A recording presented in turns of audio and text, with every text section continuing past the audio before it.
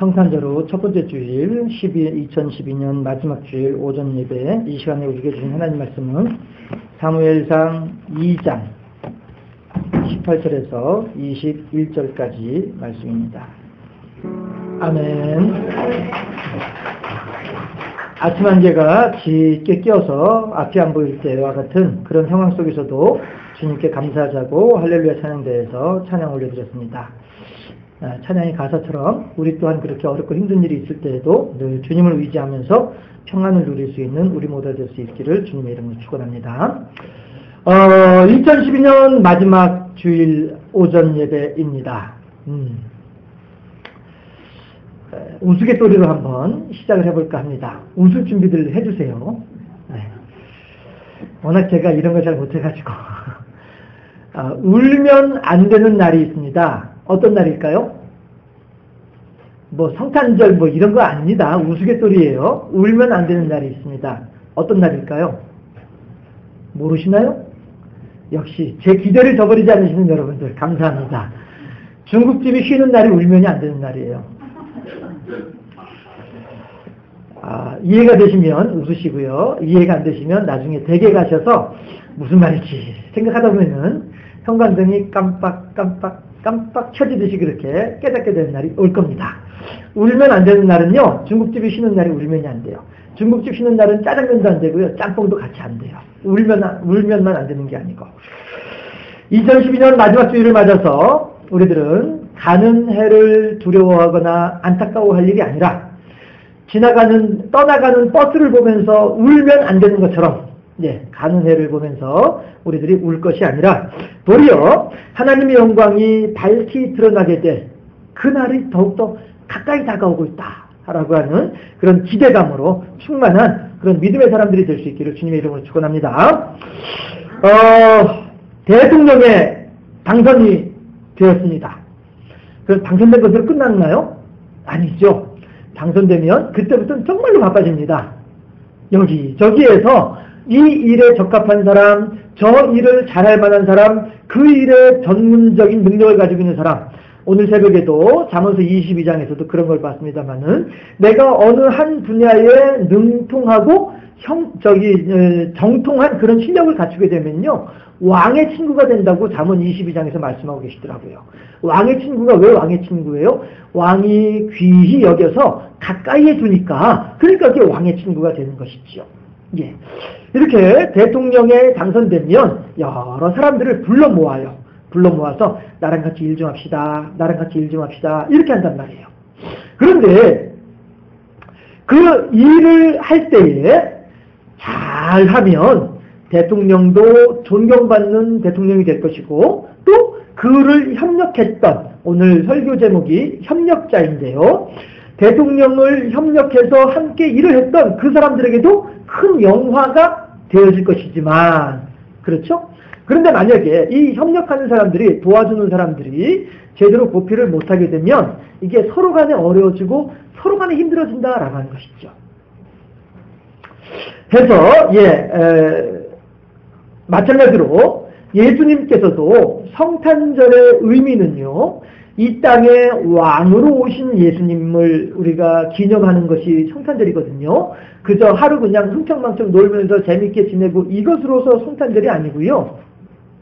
이 땅에 죄악 많은 이 세상에, 악으로 가득 차 있는 이 세상에 하나님을 향한 경배와 찬양의 마음보다는 도리어 내 욕심으로 말미암아서 가인과 같이 다른 사람들을 짓누르고서라도 나의 것을 쟁취하고자 하는 이러한 척박한 땅에 찾아오셔서 이 어둡고 슬프고 컴컴한 이곳에 하나님의 영광을 아는 빛을 비추어 주신, 하나님의 영광인 것을 깨달을 수 있도록 그 지혜를 더하여 주신 그 예수님, 이 땅에 참다운 통치자로 오신 예수님, 이 세상에서 우리가 투표해서 뽑은 대통령들은, 우리가 투표해서 뽑은 통치자들은 우리를 행복하기도 해주지만 우리를 불행하기도 해주기도 하고 하는 그런 부족하고 연약하고 미약한 사람들이지만, 이 땅의 진정한 통치자요, 이 땅의 진정한 왕으로 오신 예수님은 우리들로 하여금 우리 모든 눈에서 눈물을 씻겨주시게 부족함이 없는 능력의 왕이시다 하는 것입니다.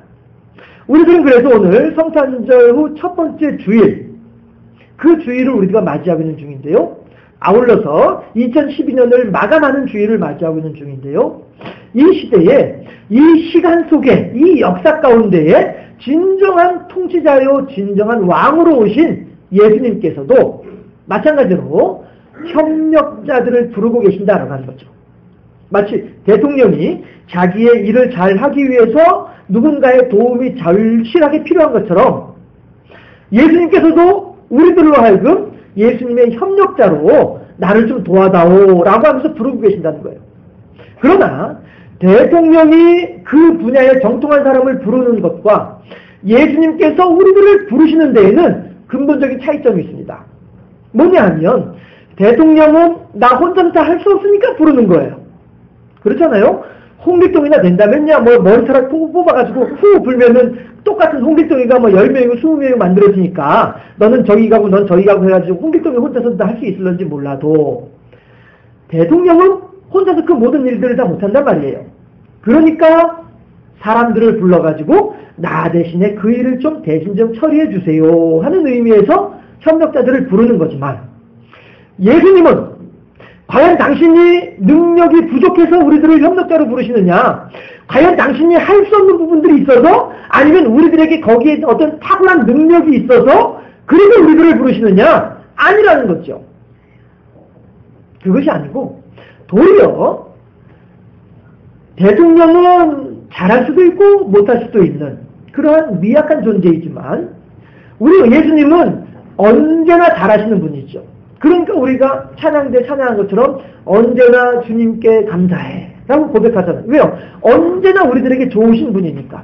언제나 우리들에게 선하게 역사하신 분이고요. 언제나 우리들에게 가장 필요한 것들을 가장 넉넉하게 공급해 주신 분이시기 때문에 그분은 부족함이 없는 분이시기 때문에 그분은 항상 좋으신 분이신데 그 능력이 많으신 그분께서 우리들을 불러주시는 것은 우리들의 능력이 필요해서가 아니라 도리어 하나님의 예수님의 그 성공적인 통치의 그 영광된 자리에 우리들을 함께 앉을 수 있도록 우리들에게 당신의 옆자리를 내어주심으로써 많은 사람들이 우리들을 우러러볼 수 있도록 많은 사람들이 우리들을 향해서 부러워할 수 있도록 그 영광된 자리에 우리들을 앉도록 하기 위해서 그래서 불러주신다는 사실이죠.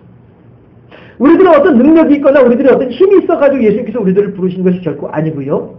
모든 일에 능통하시고 모든 일에 정통하신 예수님께서 우리들을 부르실 때에 우리들을 당신의 협력자로 부르실 때에는 우리들은 어떤 능력이 필요해서 그래서 야 그것 좀 나 좀 도와다오 이래서 부르시는 것이 아니라 너 그냥 내 옆에 있기만 해. 내 옆에 있으면 내가 다 알아서 할 테니까 넌 그냥 나중에 사람들의 찬사나 받으면 돼.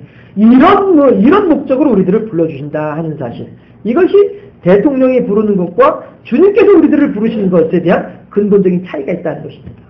대통령이 부르는 사람은 그 분야에 정통한 사람을 부르지만 주님께서 우리들을 부르시는데 우리들에게 뭐가 있다고요? 우리들이 가지고 있는 것이라고는 죄악밖에 없는데 그런데도 우리들을 불러주신다. 왜요? 내 옆자리에 있기만 해. 그러면 나중에 사람들이 와 하고서 찬사 보낼 때 너도 그냥 같이 받으면 돼. 그것 때문에 우리들을 불러주신다. 그 하나님께서 오늘 우리들을 협력자로 불러주시는 줄로 믿습니다. 오늘 본문을 통해서 과연 그렇다고 한다면 그 하나님의 협력자로서 마치 부자의 잔치자리에 초대받은 사람이 그래도 그나마 예복 한 조각은 걸치고 오는 것처럼 우리들 또한 그렇게 하나님 앞에 나아감에 있어서 우리들이 그래도 염치불고하지만 그럼에도 불구하고 불러주시니까 감사합니다 하면서 나아갈 때에 어떠한 마음가짐으로 나아가야 할 것인가 이 내용을 한번 오늘 본문을 통해서 살펴보는 가운데 우리들 각자를 향하시는 하나님의 음성을 듣고 하나님의 뜻을 깨닫는 귀한 시간이 될 수 있기를 주님의 이름으로 축원합니다. 하나님의 협력자로 세워지는 사람이 갖추어야만 할 자격 요건이 있다고 한다면 그것은 우선 말씀드립니다. 구원과는 상관이 없습니다. 이러한 것들을 갖추지 못했다 해서 내가 구원받지 못하느냐? 그건 아니죠. 어차피 우리가 구원받는 것은 예수님의 십자가의 능력과 십자가의 이적을 믿는 그 믿음으로 구원받는 것이기 때문에 구원받은 그 사람으로서 갖추어야만 할 소양, 도덕적인 기준 이런 것들을 이야기하는 거지 이것이 없다 해서 그럼 난 구원 못 받았나? 그건 아니다라고 하는 사실을 미리 말씀을 드리고요. 우선 하나님의 협력자로 세워진 사람은 순수한 믿음이 있어야 되겠다 하는 것입니다. 사무엘이 15절에 보니까 18절에 보니까 사무엘은 어렸을 때에 세마포 에봇을 입고 여호와 앞에서 섬겼더라. 이렇게 말씀이 적혀 있어요. 어린 시절부터 사무엘은 세마포 에봇을 입고 하나님을 섬겼더라. 우리 아이들을 데리고 사무실 옷을 사러 갈 때가 있습니다. 가면은요, 우선 다양한 상표에 입이 다물어지지 않고요, 또 입이 다물어지지 않는 것이 있습니다. 높은 금액이 어찌할까 망설이게 되죠. 이럴 때 우리 아이들은 그 잘도 짚어내요. 아빠 이거, 엄마 이거 이러면서 그러면은 이제 야 그거 말고 저거 하자. 그러면 요거 말고 저거 하면은 왜 저거인 줄 아시죠? 예, 요거 하지 말고 저거 하자. 그러면은 아이들이 그래요. 아빠 다 생각해가지고 고른 거예요. 엄마 아빠 지갑 사정 다 아니까 생각해서 그나마 요 정도로 고른 거예요. 이렇게 얘기를 하면서 예, 잘도 짚어내요. 예, 어쨌든지 간에 예. 그런가 하면 얼마 전에 들은 이야기가요. 중고등학교 다닐 때부터 막 찍고 바르고 입고 막 이런 것들을 좋아하던 그런 친구가 하나 있었는데 이 친구가 커가지고서도 패션 쪽에 직업을 가더라. 이런 얘기도 들은 적이 있습니다. 여러분 아이들을 탓하고자 하는 것이 결코 아닙니다. 까져가지고 말이야 중학교 다닐 때부터 벌써 찍고 바르고 말이야 멋이나 내고 이런 거 욕하려고 하는 것이 결코 아닙니다. 그게 아니고요. 도리어 그 아이들의 모습을 통해서 저와 여러분들 우리들의 어린 시절을 한번 생각해보자라고 하는 것입니다.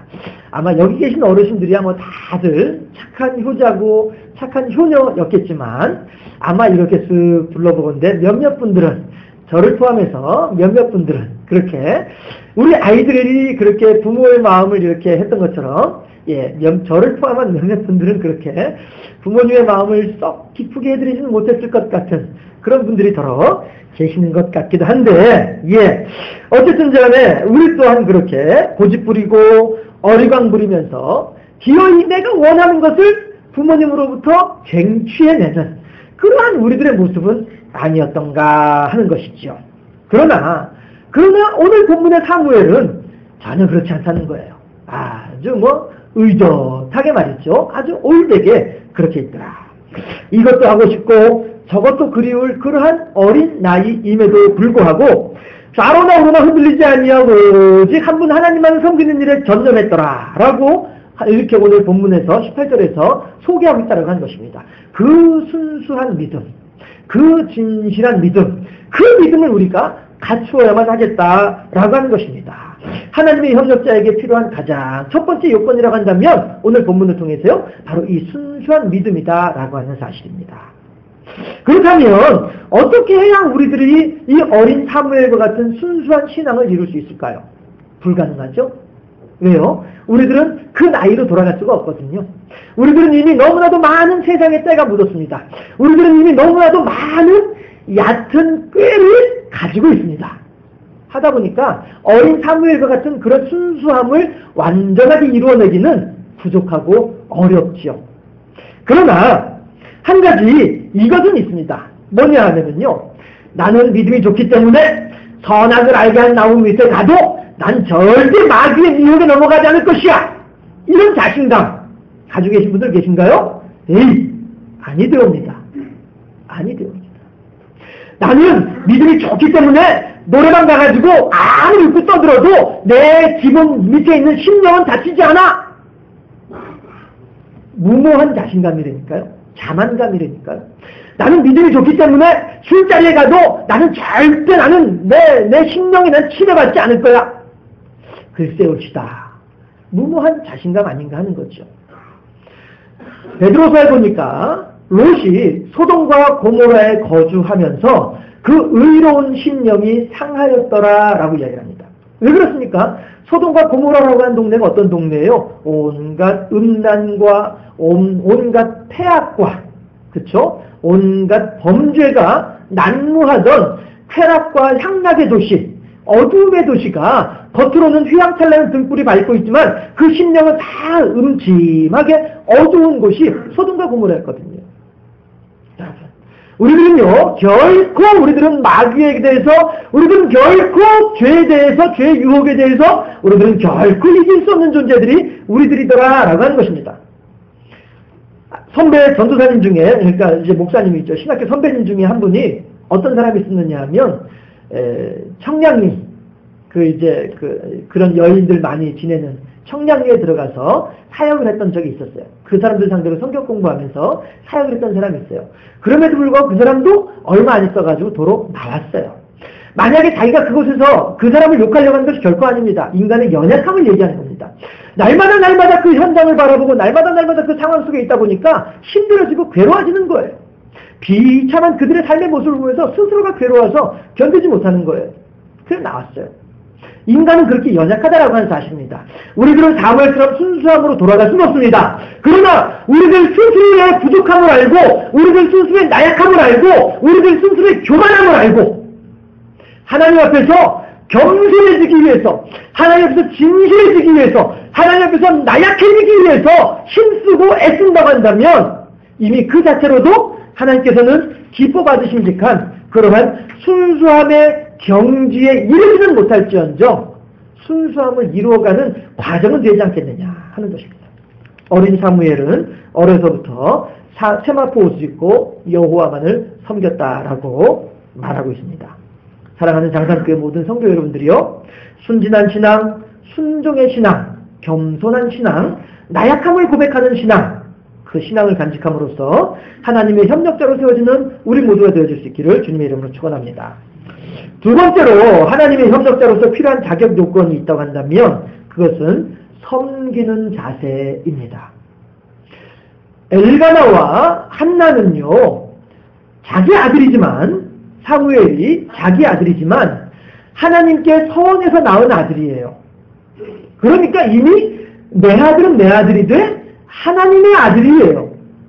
어떻게 보면 부모로서 그 자식을 섬기는 것보다는 하나님의 사람을 섬기는 그러한 마음이 더 강한 것이 오늘 19절에서 보이는 엘가나와 한나의 마음이다라고 하는 거예요.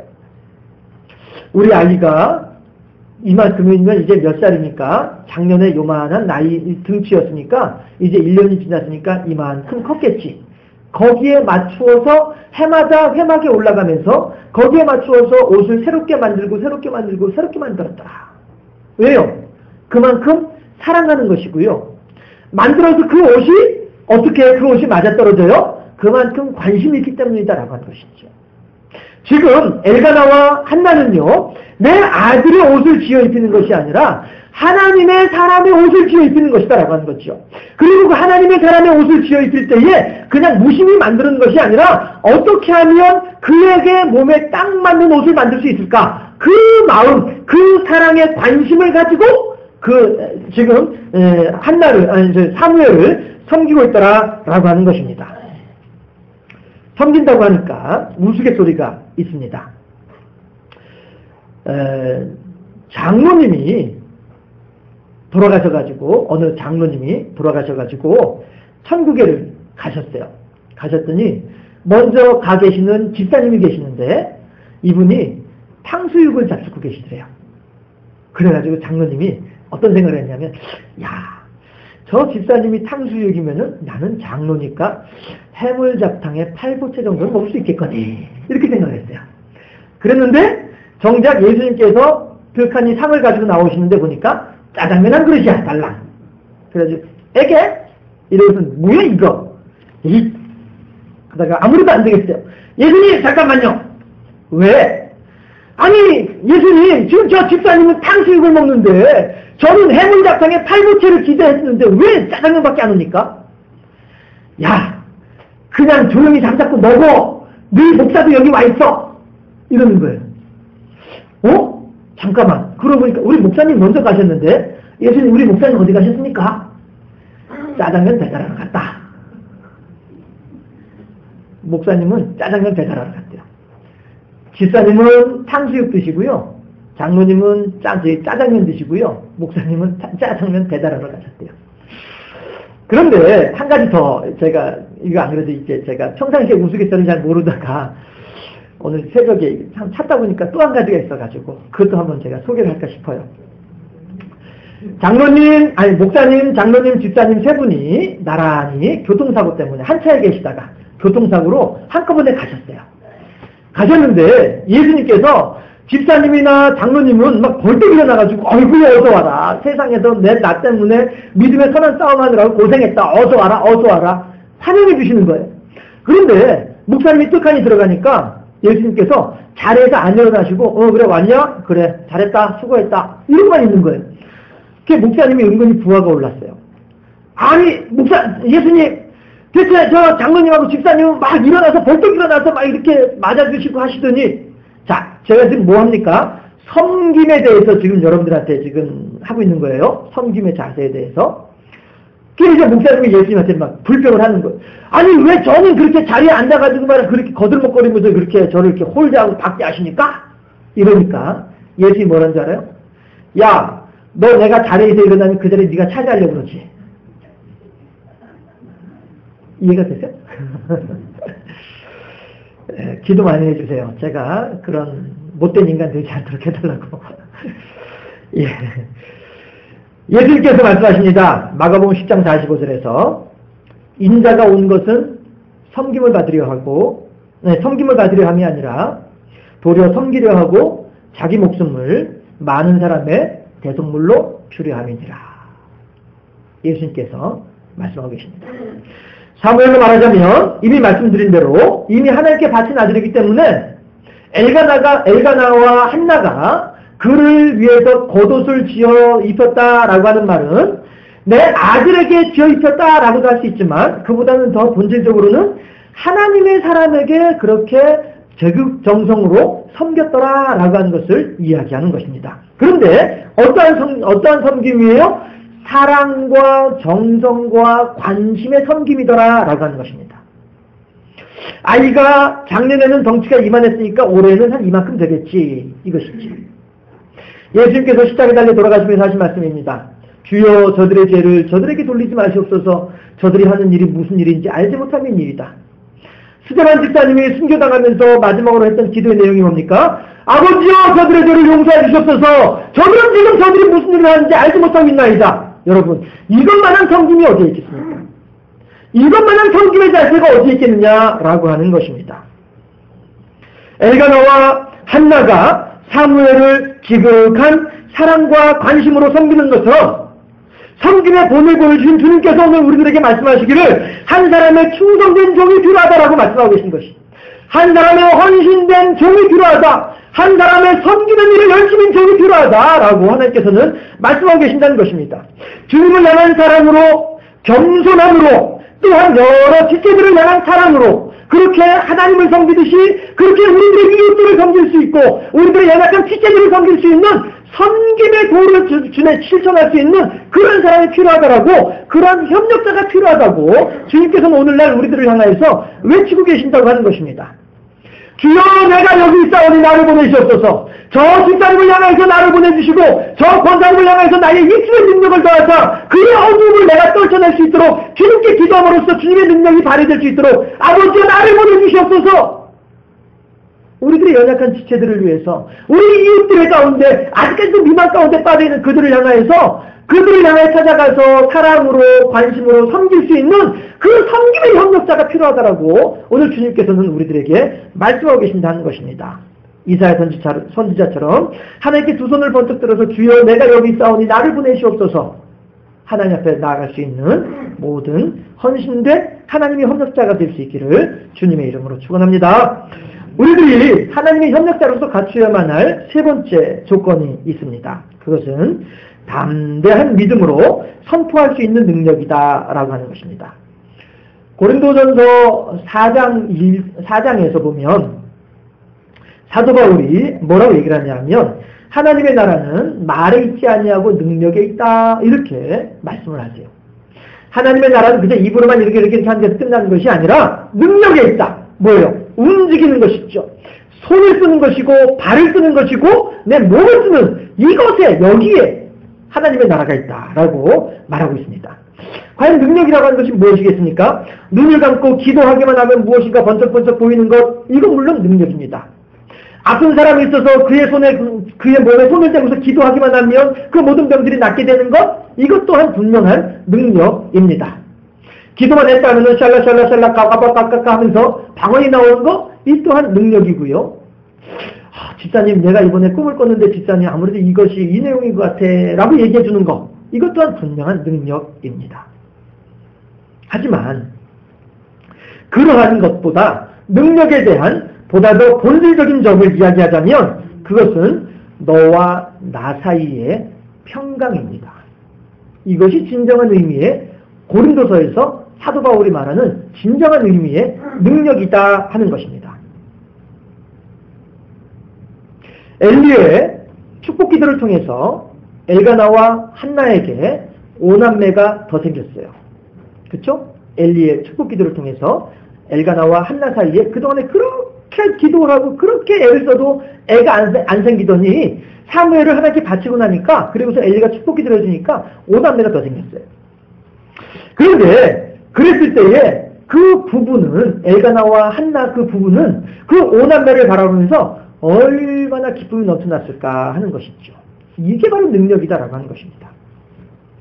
그 기쁨을 주신 하나님, 그 하나님께 영광 돌려드리는 것, 이것이 우리들의 삶의 능력이다라고 하는 것입니다. 우리에게는 얼마만큼의 능력이 있을까요?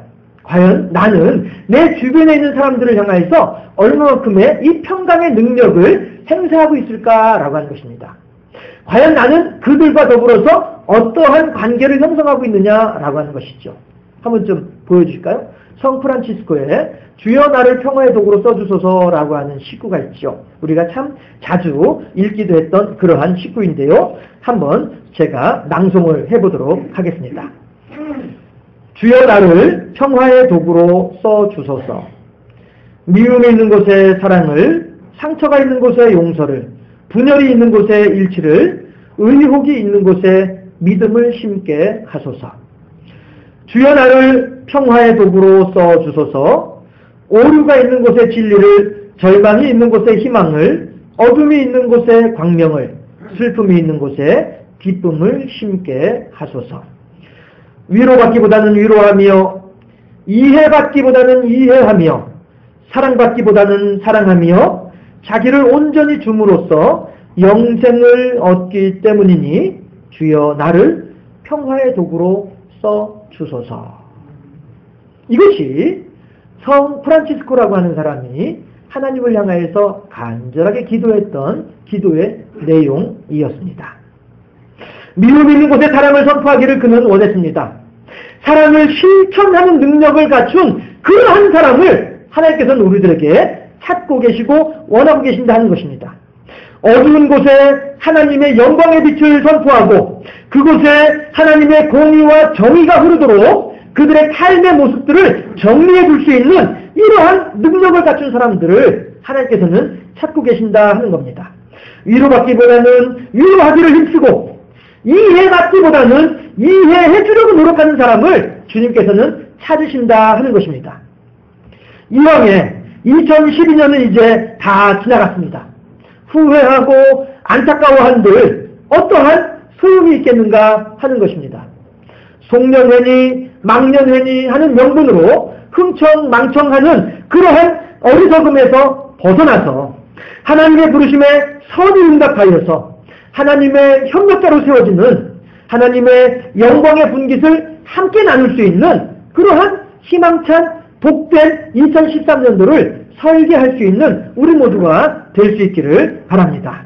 그렇게 하기 위해서는 어떻게 해야 합니까? 오늘 본문을 따라서 우선 순수한 신앙이 있어야 됩니다. 하나님을 향하여서 순수하기를 소망하는 그런 신앙이 있어야 합니다. 하나님, 저는 연약합니다. 저는 나약합니다. 저는 어찌 하면 좋겠나이까? 죄는 모양이라도 버리라. 알겠나이다. 저의 삶에 붙어있는 이 누더기와 같은 것들을 하나씩 하나씩 시간이 지남에 따라 나의 신앙이 성장함에 따라 벗어내고 떼어내고 던져내고 하나님을 향하여서 새 옷을 입고 하나님을 향하여서 정결함을 덧입기를 소망합니다. 하나님을 향하여서 순수한 신앙을 회복할 수 있기를 소망하는 그런 마음가짐이 필요할 것이고요.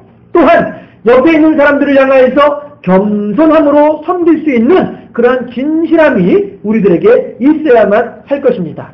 무엇보다도 내 주변에 있는 사람들을 향하여서 하나님의 사랑으로 그들과 나 사이에 평강을 선포하고 그들과 나 사이에 평화가 이루어질 수 있도록 이해해주고 용납해주고 받아들여주고 수용해줄 수 있는 이러한 적극적인 하나님의 사랑, 하나님의 공의와 하나님의 정의를 실천하고자 하는 이러한 마음가짐이 우리들에게 있다고 한다면, 그렇게 하나님의 협력자로 세워지고자 하는 우리들이라고 한다면 우리들 앞에 있는 2013년도는 적어도 2012년도보다는 보다 더 아름답고 보다 더 열매가 풍성한 그러한 한 해가 될 줄로 믿습니다. 더욱 복되고 아름다운 2013년을 살아드리는, 그래서 하나님께 영광 돌려드리는 귀한 우리 모두가 될 수 있기를 주님의 이름으로 축원합니다. 기도하겠습니다.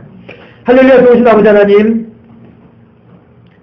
엘가나와 한나가 하나님의 전에 있는 사무엘을 섬기는 이 모습을 통하여서 과연 이 땅의 통치자로 오시고 이 땅의 왕으로 오신 주님께서 우리들에게 무엇을 요구하시는지 살펴보게 하시니 감사합니다. 참으로 하나님을 향한 순수함을 소망하는 겸손하고 진실한 신앙의 사람 될 수 있도록 하시옵시고, 주변에 있는 여러 사람들, 나의 섬김이 필요하고 나의 수고가 필요하고 나의 지식과 나의 재능과 나의 재물이 필요한 모든 사람들을 향하여서 아낌없이 나누어주고 섬길 수 있는 그러한 우리의 삶이 될 수 있도록 인도하여 주시며, 무엇보다도 그들과 나 사이에 평화가 깃들 수 있도록 먼저 수용해주고 먼저 용서해주고 먼저 이해해줄 수 있는 귀한 우리들의 삶이 될 수 있도록 인도하여 주시사,